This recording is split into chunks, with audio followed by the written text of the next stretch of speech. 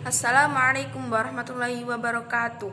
Perkenalkan, nama saya Navita Alfiatul Zahra dari kelas PAI 3G dengan nomor absen 25, nomor NIM 1262012032018. Nah, di sini saya akan menjawab pertanyaan dari Bapak Ja'far Shodiq untuk melengkapi nilai UAS. Nah, pertanyaan yang pertama adalah jelaskan pengertian ilmu akhlak. Ilmu akhlak ialah ilmu yang mempelajari dan memberi petunjuk bagaimana berbuat kebenaran dan menghindari keburukan sesuai dengan tuntutan syariat Islam. Nah, pertanyaan yang B, bagaimana jelaskan hubungan ilmu akhlak dengan ilmu lainnya? Karena di sini saya hanya menemukan satu, yaitu untuk mengetahui apakah keadaan rohani dan jasmani baik individu ataupun masyarakat tertentu baik atau buruk. Karena setelah saya membaca hubungan-hubungan dengan ilmu-ilmu yang lain, pada intinya itu kita bisa membedakan mana yang baik dan mana yang buruk, seperti itu. Nah, untuk yang pertanyaan kedua, jelaskan pengertian akhlak menurut Imam Ghazali dan Ibnu Maskawai. Yang pertama, akhlak menurut Al-Ghazali adalah sesuatu yang menetap dalam jiwa dan muncul dalam perbuatan dengan mudah tanpa memerlukan pemikiran terlebih dahulu. Nah, yang kedua, menurut pemikiran Ibnu Miskawai adalah keadaan jiwa seseorang yang mendorong untuk mempertimbangkan pikiran terlebih dahulu. Pertanyaan yang ketiga, pertanyaan yang B adalah ciri-ciri akhlak. Jelaskan ciri-ciri akhlak. Nah, yang pertama, ciri-ciri akhlak itu kebaikan bersifat mutlak. Yang kedua, menyeluruh atau al-islahiyah al-ammah, tetap, langgeng dan mantap. Yang keempat, merupakan kewajiban yang harus dipatuhi, yaitu kewajiban yang terkandung dalam akhlak Islam merupakan hukum yang harus dilaksanakan sehingga ada sanksi atau hukum tertentu bagi orang yang tidak melaksanakan. Nah, pertanyaan yang ketiga yaitu apakah etika, moral, dan susila itu?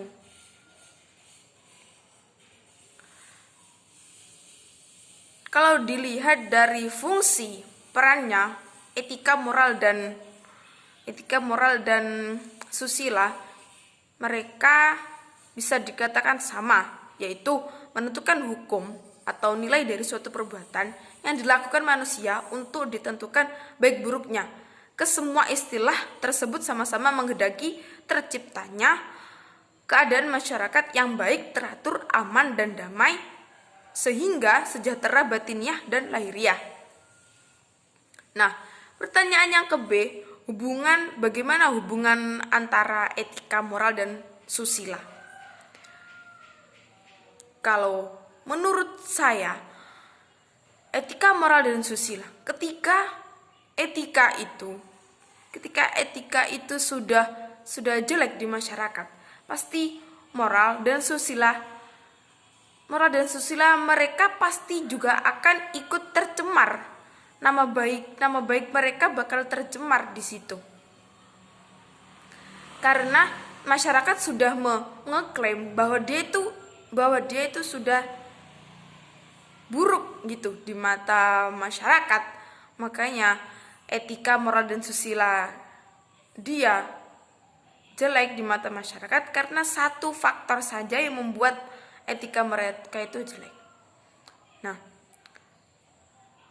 penjelasan berikutnya yaitu insting atau naluri adalah pola perilaku yang tidak dipelajari, mekanisme yang dianggap ada sejak lahir dan juga muncul pada setiap makhluk.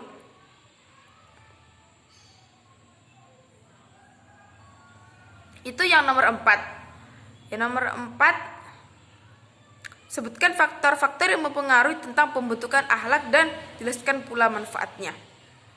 Kalau menurut saya, kebiasaan. Kalau akhlak kita dibiasakan, contoh Kayak kita berjalan di depan orang yang lebih tua, kita menundukkan badan, membungkukkan badan lebih rendah daripada orang yang lebih tua. Itu kalau dibiasakan, bakal semua orang yang lebih tua daripada kita pasti akan menghormati dengan cara jalan nunduk tadi. Yang selanjutnya itu adat istiadat. Kalau di masyarakat adat istiadatnya dalam akhlak, contoh ya kebiasaan masyarakat tidak bising ketika ada acara hajatan atau acara yang mengundang keramaian di desa tersebut. Akhlak kita sebagai tetangga, kita menghormati orang yang tidak suka, yang tidak terlalu fanatik dengan hal-hal keramaian tersebut. Kita juga menghormati, itu sebagian dari akhlak kita. Faktor keturunan juga bisa.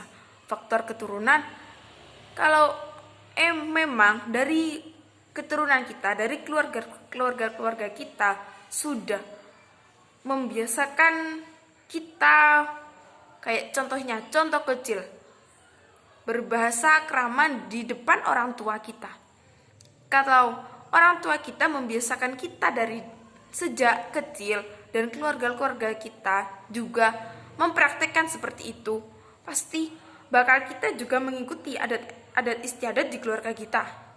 Dengan cara belajar sedikit demi sedikit, kita pasti bisa akan membiasakan hal yang seperti itu.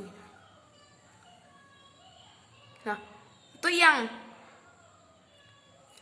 soal nomor 5, jelaskan posisi akhlak terhadap problematika masyarakat modern. Kalau menurut saya yang nomor 5 ini mungkin dari lingkungan. Contohnya lebih gampangnya dari lingkungan sekitar saja.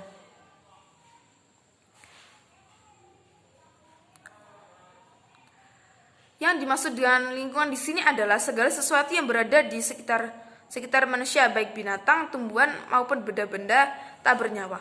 Pada dasarnya, akhlak yang diajarkan Al-Quran terhadap lingkungan bersumber dari fungsi manusia sebagai khalifah. Kekhalifahan ini menuntut adanya interaksi antara manusia dengan sesamanya dan manusia terhadap alam. Kekhalifahan mengandung arti pengayoman, pemeliharaan, dan pembimbing agar setiap makhluk mencapai tujuan penciptaannya. Dalam pandangan akhlak Islam, seseorang tidak dibenarkan mengambil buah sebelum matang atau memetik bunga sebelum matang. Karena hal ini berarti tidak memberi kesempatan pada makhluk yang lain untuk mencapai tujuan penciptaannya. Jadi, pada intinya kita harus saling menghormati antara lain. Jangan mentang-mentang kita orang yang sudah punya tidak menghargai orang lain yang belum mempunyai apa-apa itu. Kita harus saling membantu dan harus saling melengkapi tidak hanya di lingkungan sekitar, kita juga di masyarakat lain. Kita juga meskipun kita berpindah di lain tempat, kita juga harus menghormati meskipun kita tidak mengenal lebih dekat bagaimana sifat-sifat mereka di tempat yang baru, seperti itu. Untuk soal yang nomor 6, tulis nas yang berhubungan dengan kajian akhlak. Nas yang berhubungan dengan kajian akhlak yaitu 1. Bersopan santun kepada ibu dan bapak.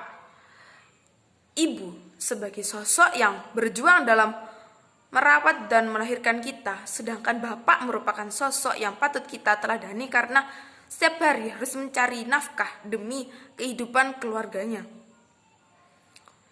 Dalam surat Al-Isra ayat 23-24 disebutkan, yang artinya, jika salah seorang atau keduanya sudah berumur lanjut dalam pemeliharaan, maka sesekali jangan mengatakan di depan beliau, dan janganlah kamu membentak mereka dengan ucapan, dan ucapkanlah kepada mereka perhatian yang mulia. Yang B, berlaku benar, jujur, dan ikhlas. Salah satu keutamaan yang perlu kita ketahui adalah jujur jujur dalam hal apapun.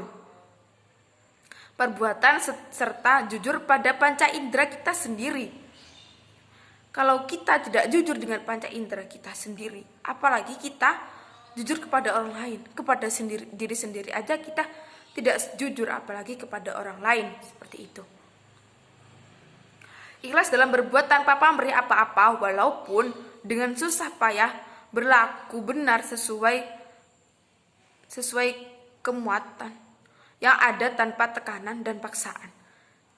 Ikhlas itu tidak ada batasnya. Ketika kamu melakukan sesuatu, kayak belajar, contoh kecil saja belajar. Kalau kamu belajar tidak ikhlas, ilmu kamu tidak akan membantu kamu juga, tidak akan meresap pada diri kamu. Jika kamu sesulit apapun soal dari guru, sesulit apapun materi itu dari guru, itu tetap kita dengarkan, meskipun kita juga tidak bisa meraih apa yang diinginkan oleh guru tersebut. Yang terpenting kita ikhlas menerima, ikhlas mendengarkan.